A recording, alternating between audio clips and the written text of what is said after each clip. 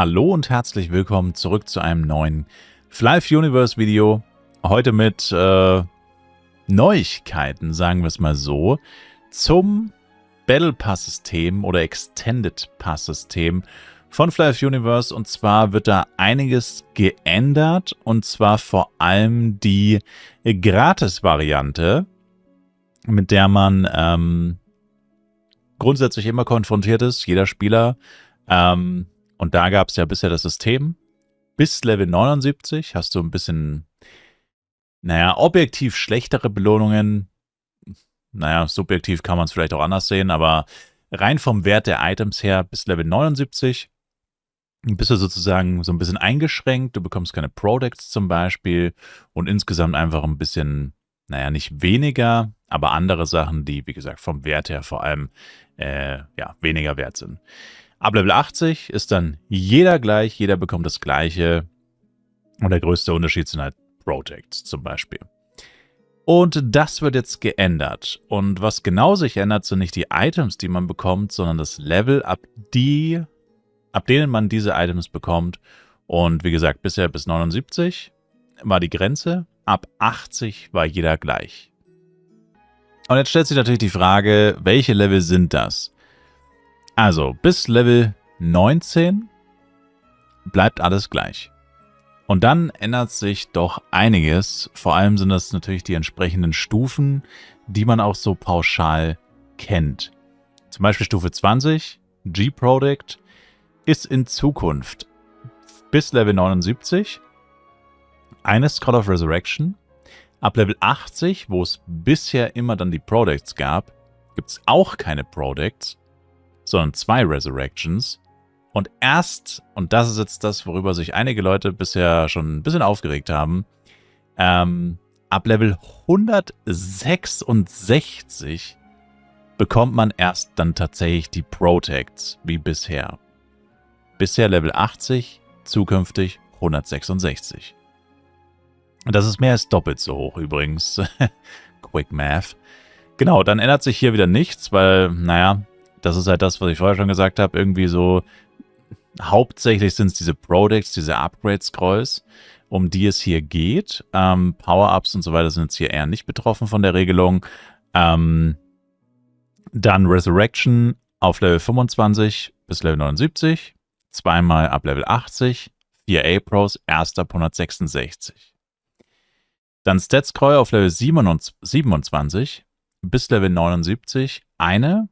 Komischerweise auf Level 80 auch eine, also verstehe ich ganz genau, warum Level 79 und 80 hier differenziert werden. Und ab Level 166 2. Auf Level 29 gab es bisher Scroll of Weapon Bonus, das ändert sich jetzt noch mehr. Also bis Level 79 bekommst du 2 Activision, ab Level 80 bekommst du die normalen, standardmäßigen Weapon Bonus und aus irgendeinem Grund ist das total abgeschnitten. Ab Level 166 bekommst du 2 Scroll of Weapon Bonus Job Select Boxen, das heißt, wo du dann First, Second oder Third Job aussuchen kannst. Also zumindest vermute ich das, weil es ist abgeschnitten, aber ja, vermutlich steht das da. Genau, auf Level 30 dann, wo es immer die Smiling Scroll Boxen gibt, 5 Stück, was auch echt viel ist, weil man ja vorher auch schon A-Project und G-Project bekommt. Und niemand hat nur einen Charakter, also fast niemand hat nur einen Charakter. Auf Level 30 eine Resurrection für Level 79 bis 79, 3 ab Level 80 und die 5 Smiling Boxen gibt es alle erst ab 166. Für die Extended Pass User, also die Leute, die sich den Battle Pass immer kaufen, ändert sich absolut gar nichts, logischerweise, weil wenn du den Battle Pass kaufst, dann kaufst du ihn ja. Und dann ist das Skala ziemlich egal, welches Level du hast. Die Belohnungen hier sind immer die gleichen. Genau, und ansonsten stehen hier keine weiteren Infos dazu drin, warum das geändert wurde. Quasi komplett ohne Kommentar wurde das hier einfach gepostet, wie immer. Beinhaltet aber halt ziemlich massive Änderungen am Battle Pass System, Extended Pass System, Monatspass System, wie auch immer. Und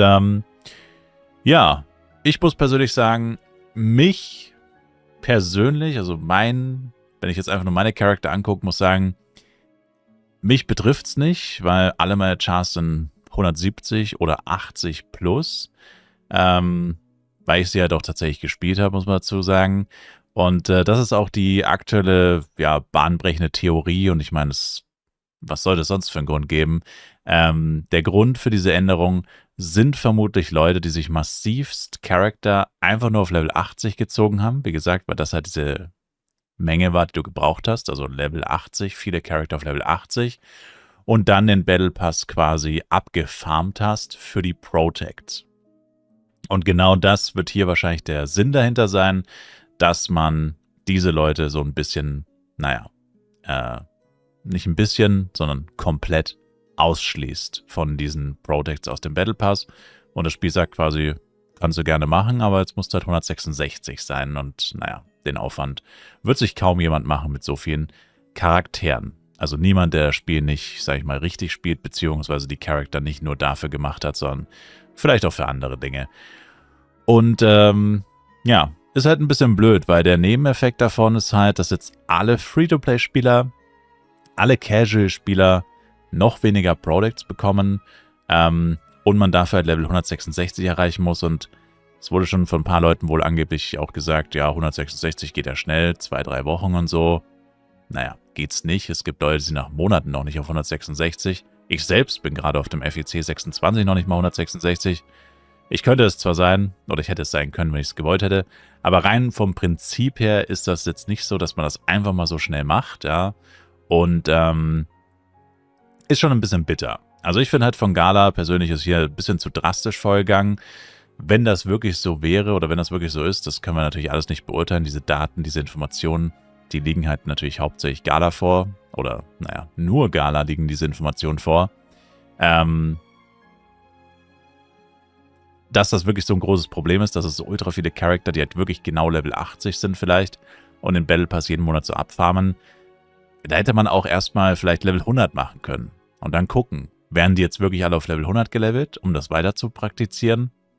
Oder sagen diese Leute, oh Mann, jetzt muss ich 50 Charakter auf Level 100 ziehen, das ist mir zu viel Aufwand.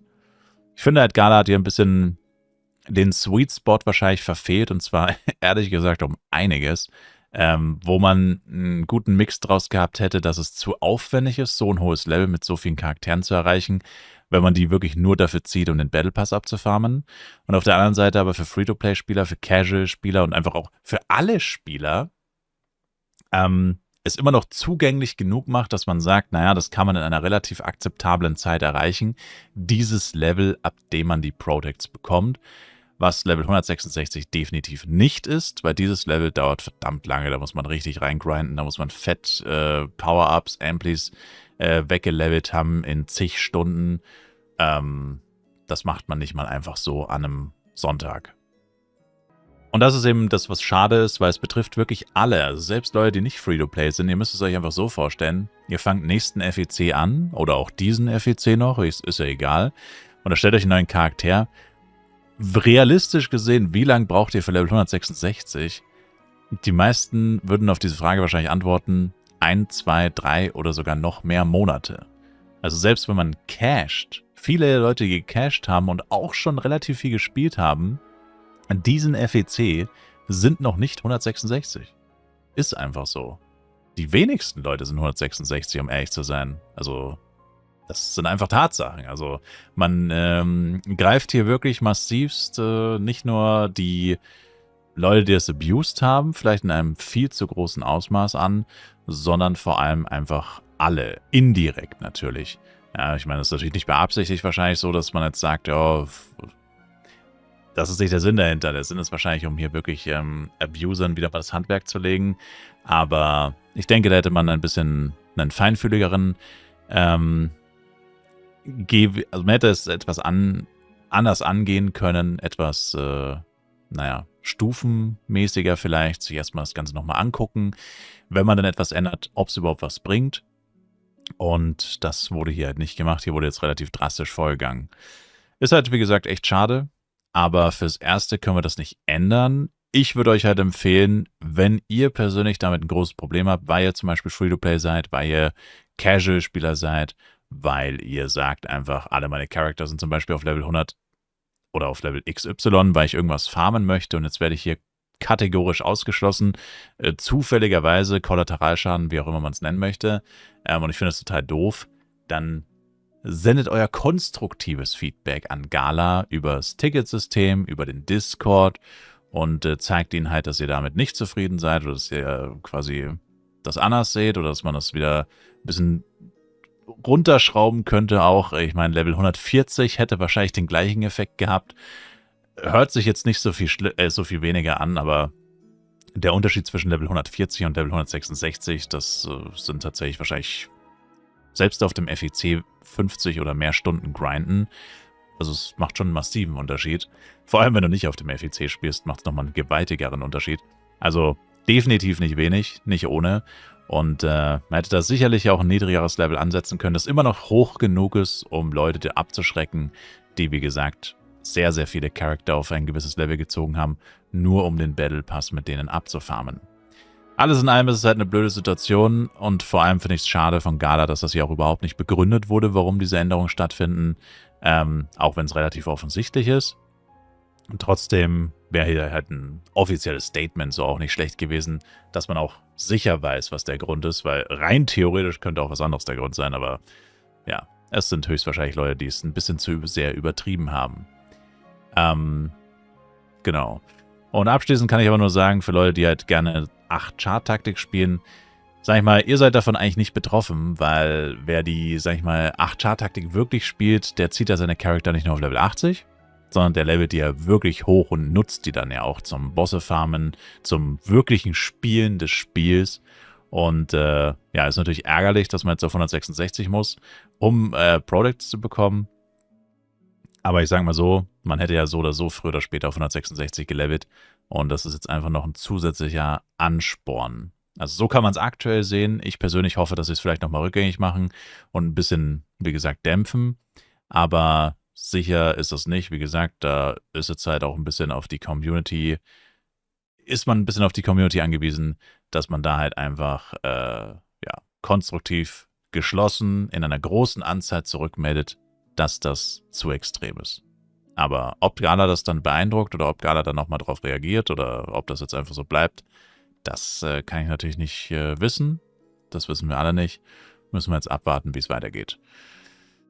Auf jeden Fall sind das die News, die traurigen für viele wahrscheinlich. Aber auf der anderen Seite muss man auch sagen, ist es jetzt auch kein Weltuntergang. Also vor allem für Leute, die sowieso nur 2 Charakter haben. Ich meine, das sind 4 G-Product, 8 A-Product und 10 Smelting-Boxen pro Monat weniger. Tut weh, vor allem wenn man Free-to-Play ist, keine Frage. Auf der anderen Seite ist es jetzt auch, wie gesagt, wirklich kein Weltuntergang. Und man kriegt es ja nicht gar nicht. Man kriegt es halt jetzt leider viel später, aber man kriegt es ja irgendwann dann schon wieder. Und ja, wie gesagt, deswegen ist das halt noch ein zusätzlicher Ansporn, dass man dann halt doch eher ein höheres Level erreicht. Aber für reine Farm-Charakter und so, die halt wirklich, wie gesagt, auf einem spezifischen Level sind, für irgendwelche Giants oder Bosse oder so, ist es natürlich echt blöd. Das war's. Ich sag danke fürs Zuschauen. Lasst auf jeden Fall ein Like, Kommentar, ein Abo da und schaut auch gerne im Livestream vorbei. Da können wir das Thema nochmal vertiefen. Haben wir eigentlich schon gemacht, aber wer noch Redebedarf hat, kann das ja gerne dort auch verkünden. Twitch-Links in der Videobeschreibung. Und wir sehen uns dann einfach im nächsten Fly Universe Video wieder. Bis dahin, haut rein, macht's gut und ciao, ciao.